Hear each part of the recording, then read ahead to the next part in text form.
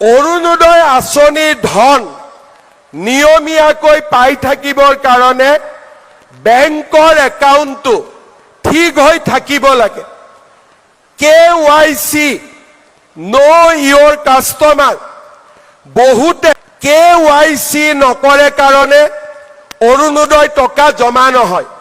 চৰকাৰে দি দিয়ে, টকাটো মাজত পৰি থাকে, একাউণ্টলৈকে নাযায়। কিয়? একাউণ্টটো KYC হোৱা নাই।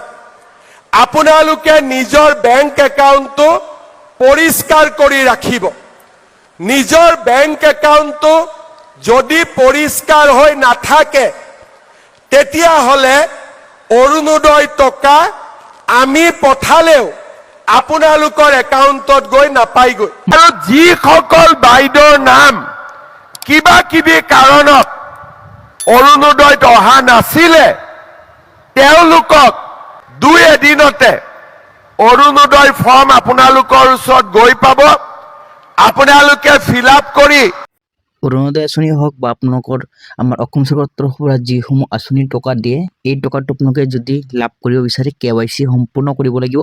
KYC কিন্তু বহুত মানে কৰি থৈছে, কিন্তু কৰি থোৱাৰ পাছতো কিন্তু আপোনালোকৰ বেংকৰ সৈতে আধাৰ কাৰ্ডটো আপোনালোকৰ ইনএক্টিভ হৈ আছে। এইটো আপোনালোকে এক্টিভ কৰিব লাগিব। কেনেকৈ এক্টিভ কৰিব মই আপোনাক দেখুৱাই দি আছোঁ এই ভিডিঅ'টো। বেংক একাউণ্ট ইয়াতে এনেকৈ আছে, তো ইনএক্টিভ হৈ আছে, ইয়াতে ইনএক্টিভ হৈ আছে। তো আমি কেনেকৈ এইটো এক্টিভ কৰিম? তো এনেকুৱা কিন্তু বহুত মানুহৰ কিন্তু এনেকুৱা ধৰণৰ প্ৰব্লেমবোৰ ফেচ হৈ আছে। তো এইটো আপোনালোকে ইনএক্টিভটো আপোনালোকে কেনেকৈ এক্টিভ কৰিব মই আপোনাক দেখুৱাই দি আছোঁ। আহক, NPCI এনেকৈ চাৰ্চ কৰিব। প্ৰথম যিখন লিংক আহিব এই লিংকতে আপোনালোকে ক্লিক কৰিব। আপোনালোকে ক্লিক কৰাৰ লগে লগে আপোনালোকৰ সন্মুখত এনেকুৱা ধৰণৰ ডেছবৰ্ডটো অ'পেন হ'ব। 3 লাইনত ক্লিক কৰিব, ইয়াতে কাষ্টমাৰত ক্লিক কৰিব। তো ইয়াতে আপোনালোকে ভাৰত আধাৰ সিডিং ইনেবল বেছ ইয়াতে আপোনালোকে ক্লিক কৰিব।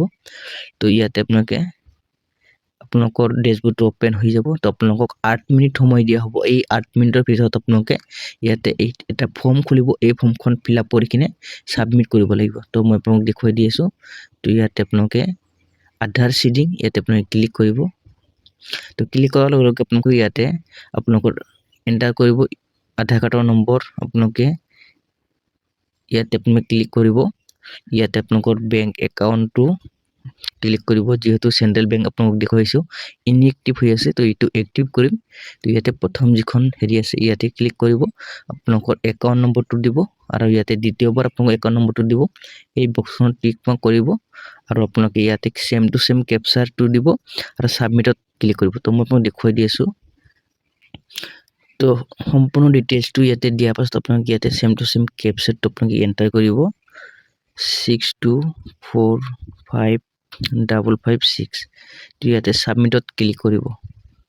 ছাবমিটত ক্লিক কৰাৰ লগে লগে আপোনালোকৰ সন্মুখত এনেকুৱা ধৰণৰ অপশ্যন হ'ব, আই এগ্ৰি এণ্ড কণ্টিনিউ। তো ইয়াতে ক্লিক কৰিব।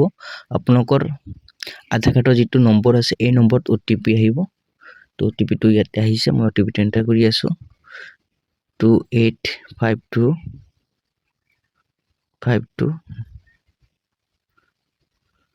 285259 285259। তো ইয়াতে আপোনালোকে ভালদৰে চাই ল'ব। তো কনফাৰ্মত ক্লিক কৰিব। তো আপোনালোকৰ সন্মুখত এনেকুৱা ধৰণৰ ডেছবৰ্ডটো অ'পেন হ'ব। তো ইয়াতে কনফাৰ্ম কৰিব। কনফাৰ্ম কৰাৰ লগে লগে আপোনালোকৰ মোবাইলত ইয়াতে চাব পাৰিছে আধাৰ সিডিং। তো ইয়াতে আপোনালোকে ইয়াতে ষ্টেটাছ ছাকচেছ বুলি ইয়াতে আপোনালোকৰ ইয়াৰ আধাৰ নম্বৰ ছাকচেছফুল ইয়াতে আপোনালোকৰ চেণ্ট্ৰেল বেংকৰ লগত লিংক হৈ আছে।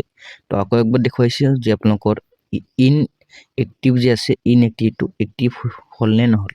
গুগলত চাৰ্চ কৰিব আধাৰ লিংক ষ্টেটাছ। তো এনেকৈ আপোনালোকৰ অপশ্যনটো খোল খাব।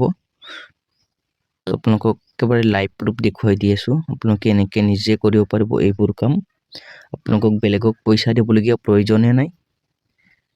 তো ইয়াতে আপোনালোক আকৌ একবাৰ আধাৰ কাৰ্ডৰ নম্বৰটো এণ্টাৰ কৰিব, কেপচাৰটো এণ্টাৰ কৰিব। তো লগইন উইথ OTP ক্লিক কৰিব। তো আপোনালোকৰ মোবাইলত এনেকৈ OTP এটা আহিব। OTPটো আপোনালোকে ইয়াতে ৰিটাইপ কৰিব লাগিব।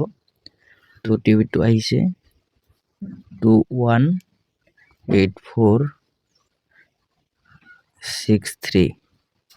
তো ইয়াতে লগইনত ক্লিক কৰিব, অকেত ক্লিক কৰি দিব। তো ইয়াতে আপোনালোকে ইয়াতে বেংক ছেভিং ষ্টেটাছত ক্লিক কৰিব। তো ইয়াতে আপুনি চাব পাৰিছে এক্টিভ হৈ গৈছে, এনেকৈ গ্ৰীণকৈ আহিছে। আগতে গ্ৰীণ অন আছিল। তো এনেকৈ আপোনালোকে বহুতৰো কিন্তু এনেকৈ প্ৰব্লেমবোৰ হৈ আছে। তো আপোনালোকে এনেকৈ নিজৰ প্ৰব্লেমটো আপুনি নিজে চল্ভ কৰিব পাৰিব। আশা কৰিছোঁ ভিডিঅ'টো আপোনাক সকলোৰে ভাল লাগিছে। ভাল লাগিলে আপোনালোকে চেনেলটো ছাবস্ক্ৰাইব কৰি ৰাখিব এনেকুৱা ধৰণৰ হেল্পফুল ভিডিঅ' আপোনালোকে সদায় পাই থাকিবলৈ।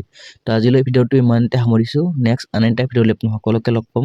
অৰুণোদয় আঁচনি যিসকল মানুহে এতিয়ালৈকে এপ্লাই কৰিব পৰা নাই, মোৰ হাতত যিখন ফৰ্মত দেখা পাই আছে, এই ফৰ্মখন কিন্তু আপোনালোকে এপ্লাই কৰিলে কিন্তু আপোনালোকে 8,000 জেগাত যিসকল মানে ডক্টৰ হিমন্ত বিশ্ব শৰ্মাই কিন্তু ঘোষণা কৰিছে যে অৰুণোদয় আঁচনিৰ হিতাধিকাৰীসকলক 20 ফেব্ৰুৱাৰী তাৰিখে 8,000 টকা দিম বুলি। এই 8,000 বিপৰীতে আপোনালোকক কিন্তু 10,000 টকা আপোনালোকে লাভ কৰিব পাৰিব। শীঘ্ৰে এই ফৰ্মখন ফিল আপ কৰি কিনে জমা দিয়ক। জমা দিলেহে আপোনালোকে এই টকাটো একেলগতে লাভ কৰিব পাৰিব। এই যিখন ফৰ্ম আছে, এই ফৰ্মখন আপোনালোকে ক'ত লাভ কৰিব সবিশেষ এই ভিডিঅ'টোত আপোনালোকে জানিব পাৰিব। ভিডিঅ'টো আপোনালোকে শেষলৈ চাই থাকিব। যদি আপোনালোকে প্ৰথমবাৰলৈ এই চেনেলটো ভিজিট কৰি আছে, চেনেলটো ছাবস্ক্ৰাইব কৰি ৰাখিব এনেকুৱা ধৰণৰ নতুন নতুন ভিডিঅ'বোৰ পাই থাকিবলৈ। তো এই যিখন ফৰ্ম আছে, এই ফৰ্মখন কেনেকৈ আপোনালোকে এপ্লাই কৰিব, আপোনালোকে ফৰ্ম ফিল আপ মই অলপ পাছতে আপোনালোকক দেখুৱাই দি আছোঁ। আৰু আগতে আপোনালোকক জনাব বিচাৰিছোঁ যে আপোনালোকে ক'ত এপ্লাই কৰিলে আপোনালোকে অৰুণোদয় আঁচনিখন লাভ কৰিব। আপোনালোকৰ যিটো গাঁও পঞ্চায়ত আছে বা আপোনালোকৰ যিখন ব্লক আছে, এই ব্লকত কিন্তু আপোনালোকে এপ্লাই কৰিলে আপোনালোকে এই অৰুণোদয় আঁচনিখন সকলোৱে লাভ কৰিব পাৰিব। মোক বহুতে কিন্তু কমেণ্ট কৰি সুধি আছিল যে আমি অৰুণোদয় আঁচনিখন এতিয়ালৈকে এপ্লাই কৰিব পৰা নাই, আমি পঞ্চায়তত গ'লে আমাক এপ্লাই কৰি নিদিয়ে। তো এইসকলে আপোনাৰ কি কৰিব, আপোনালোকৰ যিটো মানে ব্লক আছে বা আপোনালোকৰ যিটো DC অফিচ আছে, DC অফিচত আপোনালোকে এপ্লাই কৰিব পাৰিব বা আপোনালোকৰ ব্লকতে এপ্লাই কৰিব পাৰিব বা আপোনালোকৰ গাঁও পঞ্চায়তো কিন্তু এপ্লাই কৰিব পাৰিব। তো আহক কেনেকৈ আপোনালোকে ফৰ্ম ফিল আপ কৰি কিনে জমা দিব মই আপোনালোকক দেখুৱাই দি আছোঁ। আৰু আপোনালোক কি ডকুমেণ্টছ লৈ যাব, আপোনালোকৰ ভোটাৰ কাৰ্ড, ৰেচন কাৰ্ড, আপোনালোকৰ আধাৰ কাৰ্ড, আপোনালোকৰ বেংক পাছবুক, এক্টিভ থকা মোবাইল নম্বৰখন আৰু পাছপোৰ্ট চাইজ ফটো এক কপি, এইখিনি বস্তু লৈ যাই কিনে আপোনালোকে এপ্লাই কৰিব পাৰিব। তো আহক আপোনালোকে ফৰ্ম ফিল আপ কেনেকৈ কৰে দেখুৱাই দি আছোঁ। এই যিখন ফৰ্ম আছে, এই ফৰ্মখন দেখা পাইছে application form Arunodoi 3.0 are you existing beneficiary under Arunodoi scheme. যদি আপোনালোকে আগতে অৰুণোদয় আঁচনিখন লাভ কৰিছিল, তেনেহ'লে আপোনালোকে ইয়েছৰ লগত যিখন খালী বক্স আছে, এই খালী বক্সত টিক মাৰ্ক লগাব। আৰু যদি আপোনালোকে এবাৰে এপ্লাই কৰিছে, নোৰ লগত যিখন খালী বক্স আছে, এই বক্সখনত টিক মাৰ্ক কৰিব। পাছপোৰ্ট চাইজ ফটো এক কপি আপোনালোকে ইয়াতে ধুনীয়া কৰি দিব আৰু ফটোৰ ওপৰত এটা চিগনেচাৰ কৰিব।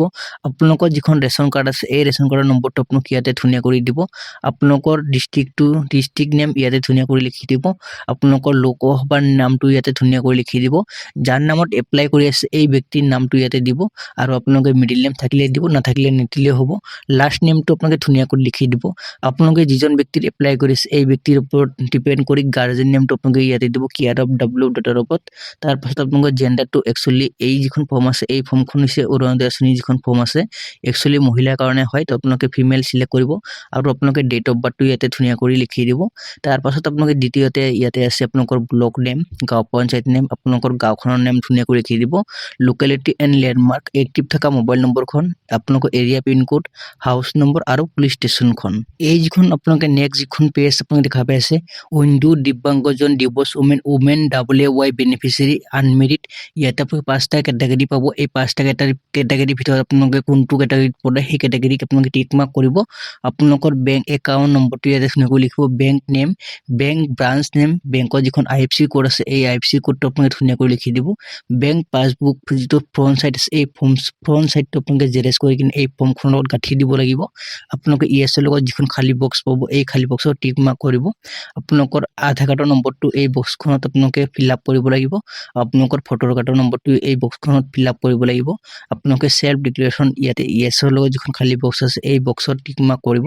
তললৈ অকণমান তললৈ আহিব। তললৈ অহাৰ পাছত আপোনালোকে ইয়াতে আপোনালোকে চিগনেচাৰ কৰিব লাগিব। ইয়াতে আপোনালোকে দেখা পাইছে থাম্ব ইমপ্ৰেশ্যন আৰু চিগনেচাৰ। তো আপোনালোকে থাম্ব ইমপ্ৰেশ্যন আৰু চিগনেচাৰটো আপোনালোকে ধুনীয়া কৰি দিব।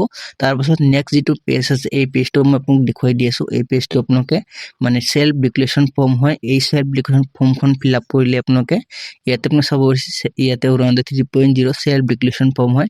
ইয়াতে আপোনালোকৰ নাম দিব, আপোনালোকৰ গাৰ্জেন নেম দিব, আপোনালোকৰ ইয়াতে বয়সটো দিব, আপোনালোকৰ গাঁওখনৰ নাম দিব, আপোনালোকৰ এড্ৰেছখিনি ধুনীয়াকৈ ইয়াতে লিখি দিব আৰু আপোনালোকৰ ৰেচন কাৰ্ডৰ নম্বৰটো ইয়াতে ধুনীয়াকৈ লিখি দিব। তো ইয়াতে আপোনালোকে বেনিফিচিয়াৰী নেম, বেনিফিচিয়াৰী সিগনেচাৰ আৰু আপোনালোকে এই ফৰ্মখন কোনটো ডেটত জমা দিব এই ডেটটো আপোনালোকে ইয়াতে দি দিব আৰু আপোনালোকৰ গাঁওখনৰ নাম ইয়াতে ধুনীয়াকৈ লিখি দিব। আপোনালোকৰ গাঁও পঞ্চায়তত কিন্তু এই নতুন যিখন ফৰ্ম আহিছে এই ফৰ্মখন আপোনালোকে ফিল আপ কৰি এপ্লাই কৰিব পাৰিব। যিসকল মানুহে এতিয়ালৈকে এপ্লাই কৰিব পৰা নাই সেইসকল মানুহৰ কাৰণে সুবৰ্ণ সুযোগ আহিছে। শীঘ্ৰেই আপোনালোকে এপ্লাই কৰক। এপ্লাই কৰিলে আপোনালোকে একেলগতে এই টকাটো লাভ কৰিবলৈ সক্ষম হ'ব।